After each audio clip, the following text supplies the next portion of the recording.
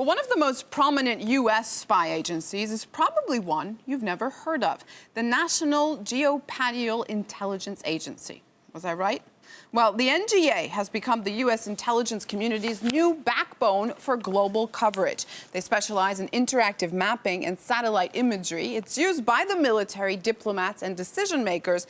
NGA Intel is credited with helping locate Osama bin Laden, and they have worked with Google and other tech firms on major joint projects.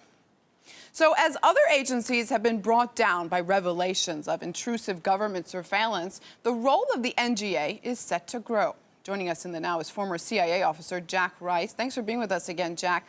Why haven't we heard about the NGA before?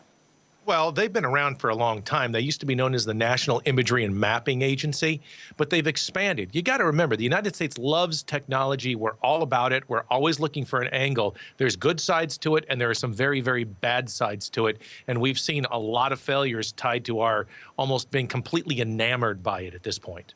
Now, they have, like you said, been around for some time, and they've been tied to some very well-known intelligence projects like the Cuban Missile Crisis, catching Osama bin Laden. Why only now are we starting to hear about their expansion and how powerful they really could be? Well, I think it's the potential for what they're really willing to do. And you got to realize, you look at what's happening now with the use of drones, the use of dependency upon technology as we have seen it, you realize what the U.S. is capable of doing now. And they have a lot of technology at their disposal. They're reaching out and they're using it. But what they're also doing now is, rather than being a passive sort of intelligence service, meaning just having certain information, they actually are far more interactive now. So what you're seeing is their willingness to reach out and say to the White House, to say to DOD, to CIA, to anybody else, what is it that you need? And we will go out and we will find it for you. That's what gives them power. That's why there's so much interest in the intelligence side of the world.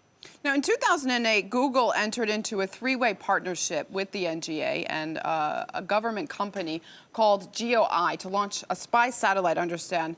And the new satellite was funded in large by the NGA. It delivers extremely high-resolution images exclusively for them. And Google, of course, knows so much about us. Is this something people should be concerned about?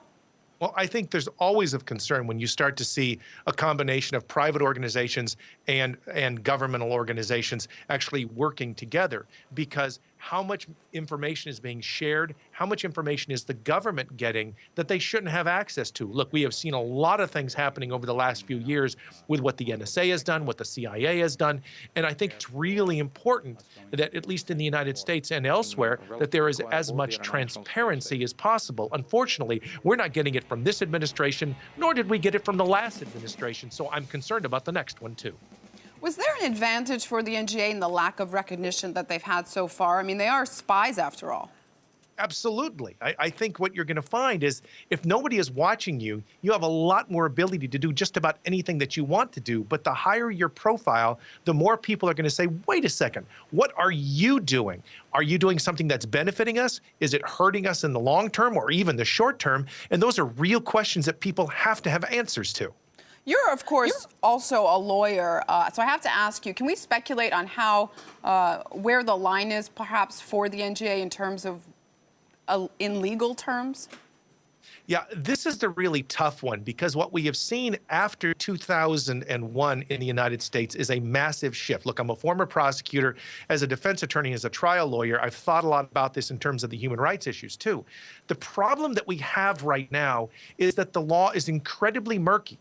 And what happens is the White House, and every White House, is using the justification to fight terrorism to do just about anything they want. They're reaching out to private organizations, and they have, in order to acquire private information. So the fact that it's only coming out with the likes of what Edward Snowden has actually brought out brings a lot of troubling questions for us, because we're not getting honest answers from the government here.